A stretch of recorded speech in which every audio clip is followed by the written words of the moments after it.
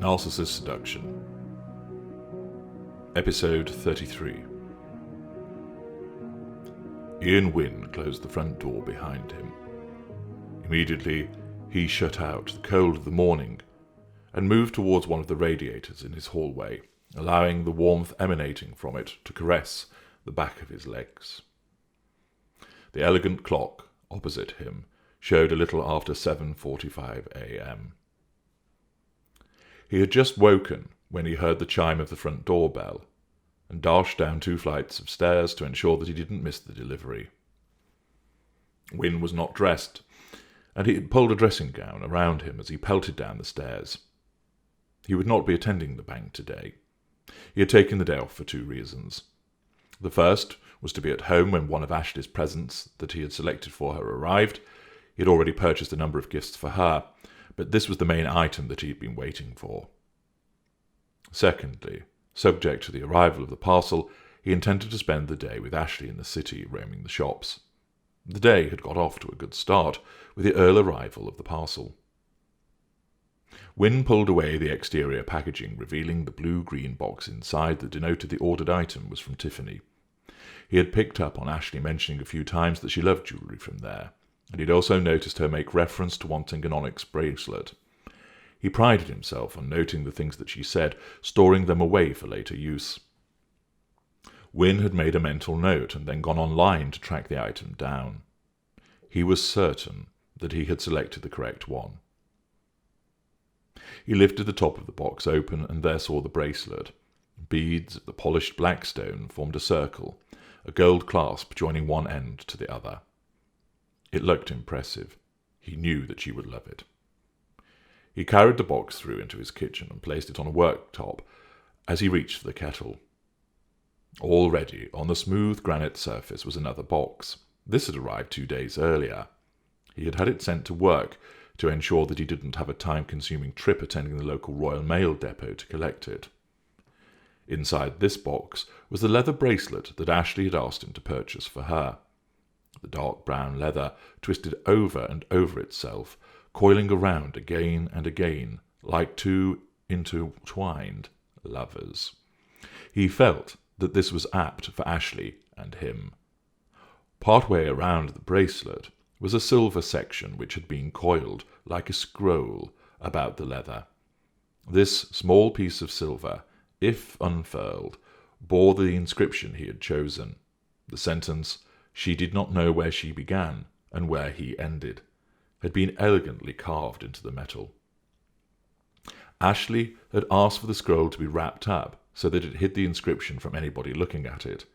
Wynne had been puzzled by this, but she had explained this meant that she could wear it in front of Peter, and he would have no idea that such an intimacy between Wynne and her was right under his nose. She had delighted at the idea, pleased with her invention. Wynne had been a little downcast at the suggestion. If she intended to wear it in front of Peter, but with the message hidden, how long was she intending to remain with him? Nevertheless, as ever, he raised no protest, as he could see how happy the idea had made Ashley. As long as she was happy with him, she was not happy with Peter, and that suited Wynne. Wynne placed the kettle under the stream of water coming from the cold tap. Once there was sufficient for a cup to be boiled, he shut off the water and replaced the kettle on its stand and flipped the switch. He patted the pocket of his dressing gown, unsure as to whether he had picked it up in his desire to get downstairs. The familiar weight and shape of his phone was there, tucked into his pocket. It was always on him. He made sure of that. There was always a message to receive from Ashley, and, moreover, he had to make sure that he was available in case something happened, given the volatile nature of Peter's behaviour. Thankfully, matters had been calm for the past week. There had been no repeat of Peter's horrible behaviour, and in fact, Ashley had only mentioned him occasionally. Wynne was happy enough for that to remain the case. He hoped for a time when she would never mention him at all. They had seen each other every day, save, as usual, over the weekend, but Ashley now always managed to find a way to call him at least twice on each day. Even if the call was only for a few minutes, he always felt relieved to hear from her. He worried what went on in her house. Sometimes he wondered if she kept matters from him, in order to prevent him from being concerned about her. If that was the case, he really wished she would not do this. He wanted to help her, be there for her. He wanted her to know how much she was loved and adored by him, the same way he knew that he was loved and adored by her. He had continued with his rounds of drinks, do's and lunches, finalising a few matters at work, and then taking his assistants out for a raucous meal on the Friday. They deserved it. He had sat listening to their tales around the circular table, finding him wishing he could tell them all about Ashley. They would love her. She was magnetic like that. Ashley seemed focused on clearing some of her deals, no doubt working towards her eventual departure from the bank. She was also busy organising things for her family's Christmas. Wynne had listened as they sat in a bar one early evening, as she explained what she had been doing. "I've got everything for Christopher. He's really easy to buy for." "Well, yes, he's only one. He wouldn't notice if you didn't get him anything other than a roll of shiny wrapping paper. In fact, he would probably get as much enjoyment from that as any expensive gift," remarked Wynne. "Are you saying he's only fit to play with paper?" "God, no. I mean, babies are fascinated by stuff like that. It's shiny and it rustles. Heaven knows my nephews and nieces were." "Well, Christopher is different from them." Wynne had let the remark pass. "Anyway, I have a few more items to buy for Amelia. Perhaps you could help me choose for her on Friday." "I'd be glad to. I'm off on that day." "Why?" "I have a delivery arriving. It should be with me in the morning, so if we arrange to go shopping after that." "Fine. It will be lovely to have someone take an interest. I usually have to do all of this myself. He says he's too busy." "It's a shame. I enjoy present buying, especially for the children." "Let me have a play with the toys first," smiled Wynne. "You are just a big child, aren't you?" she had said and kissed him. "But of course," he confirmed. "I have got a couple of Peter's presents, but I'll have to pick up a couple more when we go shopping. It will be really my only chance to buy from in town. You don't mind, do you?" "No, I suppose it has to be done, to keep the peace." Wynne had minded. That bully didn't deserve anything from Ashley. Wynne had listened, trying to smile and take an interest, as Ashley had detailed what she intended to purchase for him. It hurt him to listen as she explained in detail what she had chosen and why he would like the gifts. Even after everything that man had done to her, she still tried to please him by thinking carefully about what to get him. Ashley had explained in some detail what she intended to purchase for her husband. It was said with an air of resignation, of one used to trying to maintain a fragile calm. She would have no such fears with him. Wynne had listened, attentive as ever, conscious of how many times Ashley had explained that Peter never listened to her. He was a good listener, he knew that, but he made an extra special effort to ensure that Ashley knew that her words were not falling on deaf ears. It certainly pained him to listen to her explain her plans for Peter's presence. Wynne had tried to mitigate the feeling by considering that this time next year she would be showing such thoughtfulness towards him. Accordingly, they had arranged to speak this morning to ascertain if Wynne's delivery had arrived, and then make arrangements to meet in town. The last week had passed quickly. His various functions had proven quite a distraction, although he was never far from Ashley and her incessant yet inviting text messaging. He wondered if this would always be the case. It was nearly 3 months now, and he had thousands of messages stored on his telephone. He wondered how much it would hold. He would hate to have to delete any of them. Wynne made a mental note to ask the IT chaps at work about downloading them to a storage device. He might be able to select the best ones and do something with them for Ashley, perhaps turn them into some picture or something to present to her. They could have it on the wall in their first home. That would be a powerful and potent reminder about their golden beginning. He would look into arranging that. There was bound to be some outfit on the internet that could create something along those lines.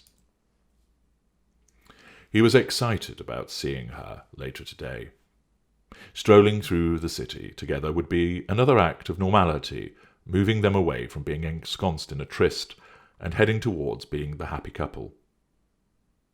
In the early stages, he hadn't minded the fleeting telephone conversations, sudden text exchanges at night, and the urgent athletic sex in his bedroom. Although they seemed brief, albeit intense, he found the experience addictive. Their relationship had not begun as a slow burn, but rather as a series of violent explosions, like bombs going off, except these bombs sent love spiralling in every direction rather than shrapnel. The effect was heady and sensational, and he found it woke in him a passion that he thought had died long ago. These staccato bursts of desire had accelerated the intensity of their coupling and drew them closer together. Over time, he wanted more and more of her. He wanted to hold her at night and listen to her steady breathing as he stroked her hair. He envisaged showering together, and then talking about the day ahead as they dressed. Wynne always had this nagging fear that one day the phone would ring, or he would receive a text message from Ashley, ending their romance. He told himself that he was being ridiculous. Her love for him was beyond measure and compare. She repeatedly told him that she had never experienced love like this, and that nobody could ever love him the way that she did. He certainly felt loved. The content of her messages and the things that she said to him, they were all words of heartfelt love. He had been blown away by its frequency and scope. Nevertheless, he still had that tinge of doubt that she would change her mind, that she wanted to preserve her family and make a fresh start with Peter. After all, 20 years was a long time to throw away. He never articulated these fears to Ashley. He didn't want her to think of him as being insecure and weak. She commented negatively on any whining that Peter made. It would not do for him to be needy. No, he needed to maintain the strong front that had clearly attracted Ashley to him in the first place. He couldn't contemplate being without her. Although she was fragile, a damaged product of her toxic environment with Peter, she blossomed into life when she was with Wynne. She often told him that nothing could ever hurt or upset her when she was with him. He saw the effect that he had on her. He would often be stood at his door waiting for her as she pulled up in her BMW X5, and as soon as she saw him, that enchanting smile would sweep across her face, and she would skip across the pavement and jump into his arms. Moments later, they would be in or on his bed, or against the stairs, or half a dozen other places as their passions escalated into frenetic love-making. Wynne felt his body react to the images that formed in his mind, and he shifted his dressing gown. He attended to making a cup of tea as he decided what he would have for breakfast. He had fruit most mornings, a consequence of his shift in diet arising from Ashley's kind concerns about his health. He had lost weight and felt fitter, noting that his stamina had improved during their bouts in bed. It was necessary. Although Ashley climaxed readily, something he still did not quite believe could happen so fast. She was ready to go again moments afterwards, wanting him inside her again, since she wanted them to get as close to one another as they possibly could. Sometimes he wondered how often she succumbed to Peter's advances and went to bed with him. He did not like to think about it, but the thought would often steal into his consciousness. If she exhibited half the passion she showed with Wynne, he could understand why Peter would want her, and want her often. The vigour and enthusiasm of Ashley in that department would no doubt have many men put up with other types of less desirable behaviour on her part. Not that he believed that she would act in such a manner, it was just that she was so addictive, so intoxicating, that a man would be a fool to want to leave her. Accordingly, he really did have to question whether what Helen Major had said was accurate, leaving aside Ashley's denials. Wynne had heard nothing from Helen Major. He half thought that she might call him to apologise for her error in telling him that Peter had left Ashley, but there had been no telephone call, not even a text message. He assumed that Ashley must have handled it. Wynne had toyed with calling Helen again, to put to her the untruth and seek a retraction, but he thought she might find it a bit strange, him calling and showing such an interest in Ashley's personal life. It was better that it was handled by Ashley. She was good with people. He wandered into his large living room and stood next to the Christmas tree. His nephews had enjoyed decorating it, as Frank Sinatra's Christmas album played in the background. He picked up and held one of the baubles in his hand, a silver ornament that he had bought when he and Ashley went to the garden centre. He saw his reflection in the coloured glass, his blue eyes staring at himself. "What will the future bring for you, matey boy?"